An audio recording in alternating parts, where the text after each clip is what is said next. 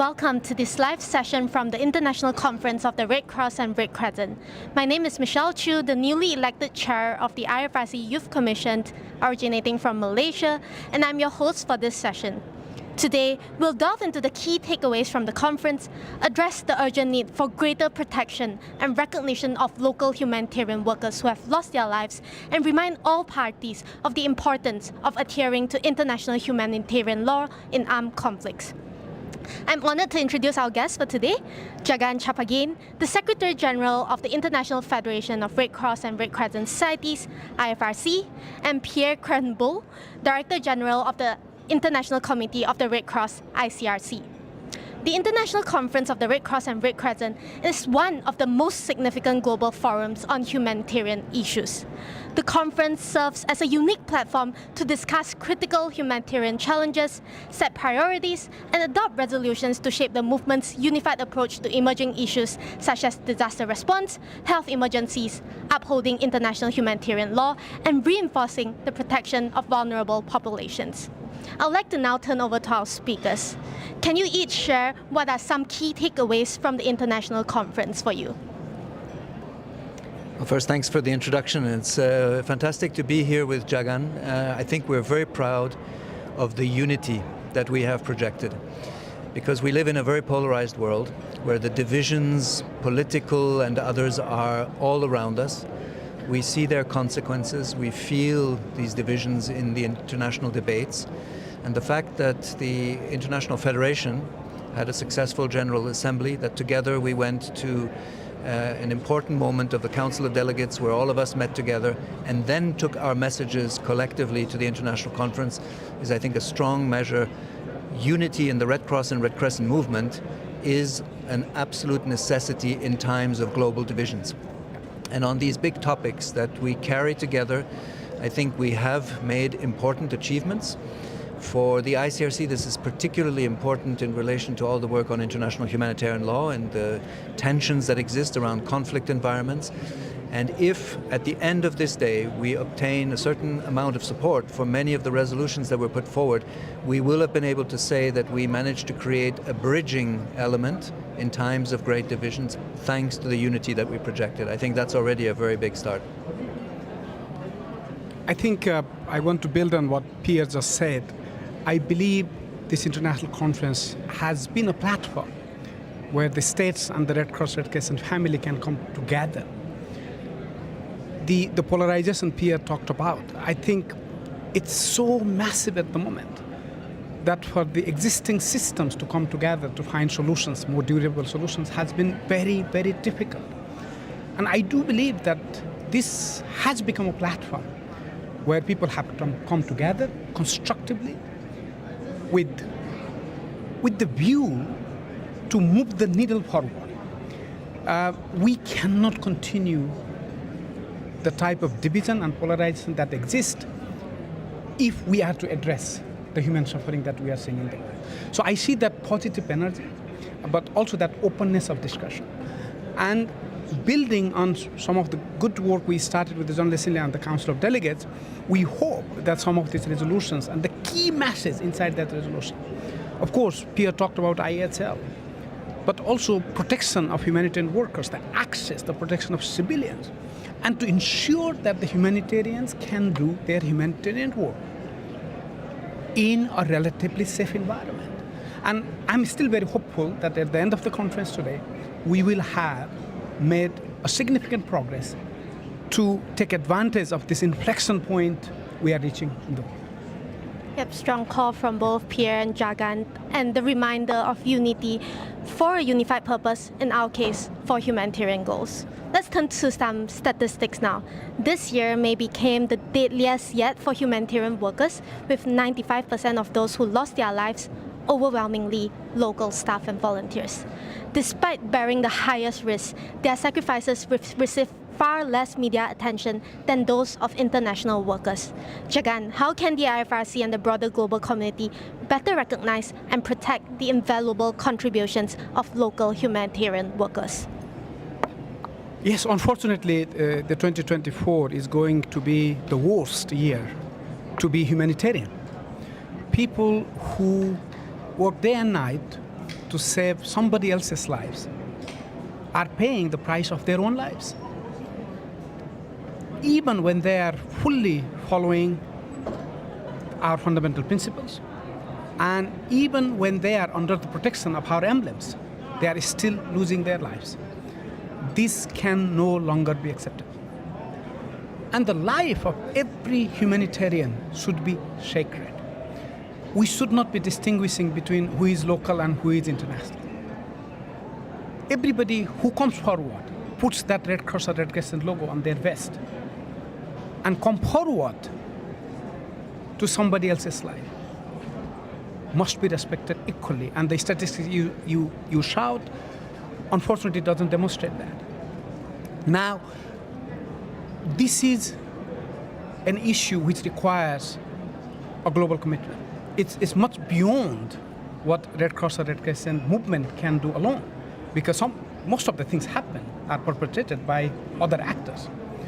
I think what we want to do, and we have started some of the campaigns around this, is I think continuous advocacy around respect of the existing international norms.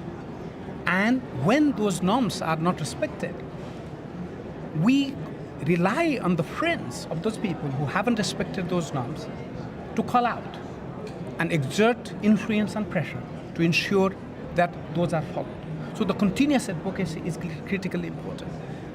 Also, I believe the media needs to play a much bigger role. Please don't go after what improves your rating.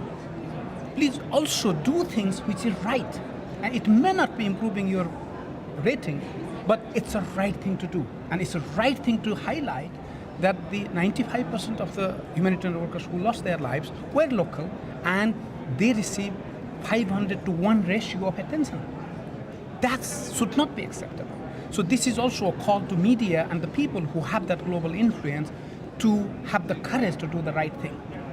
Now, finally, of course, within the Red Cross Red Crescent movement, we got to continue to invest on more training, more protective measures, continuous advocacy, and particularly with the lead of our colleagues in ICRC, with the party to the conflict, to educate them, but also have support mechanisms, including the mental health support, psychosocial support, insurance support. And when there is no insurance, of course, we need to find some other mechanisms to provide for the colleagues, but also for their family. And as you know, during our General Assembly, we launched what we call the Red Family Fund to top up the support for the families of volunteers and the staff in a situation where they unfortunately have to lose their life.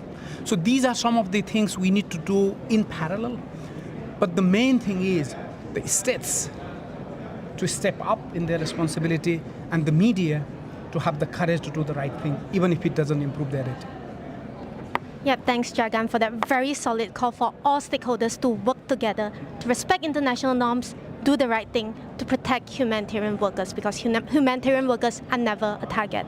Back to you, Pierre. With 120 armed conflicts around the world, what is at stake regarding compliance with international humanitarian law and the humanitarian consequences of these conflicts? Thank you. One word on the security element to join Jagan on the call. Because in the many years that I've spent in humanitarian work, I've seen too many colleagues not come back. And in that sense, we feel very strong solidarity with the national societies of Red Cross and Red Crescent who lose colleagues in situations of conflict and in other tragedies. And we've sat down with many families of our colleagues over the years to provide this sort of solace and support. And it is probably one of the most painful things that we experience in our humanitarian careers. And we see in today's world a very permissive environment that is created by social media and other platforms that carry messages of hate speech, disinformation, that undermine the legitimacy of the humanitarian act by challenging who we are, what we do, how we work. We don't mind having honest criticism addressed to thee. That's part of the accountability that's required. But to have messaging that is harmful to populations and to humanitarian workers cannot be accepted.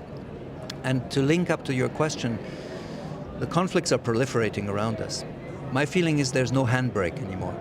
Nobody's holding back. There aren't people and voices to say we should prevent wars or we should find ways of bringing an end to them. They seem to be not only proliferating, but they last for very long. In all of the conflicts that we work in today with national societies and in partnership with the Federation, we are seeing decades of conflict and very little results in terms of bringing them to an end.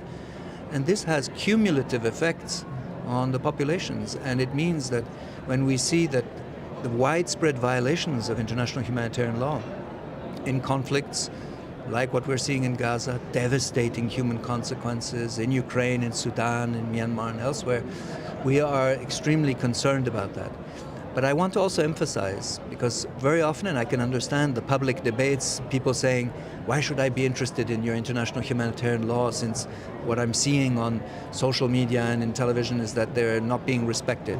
I understand. Frankly, we also feel the indignation. But we also want to emphasize that IHL works when it's applied.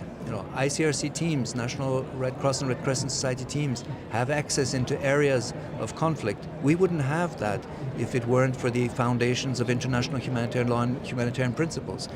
And if we didn't have IHL, we wouldn't be visiting tens of thousands of prisoners in different countries.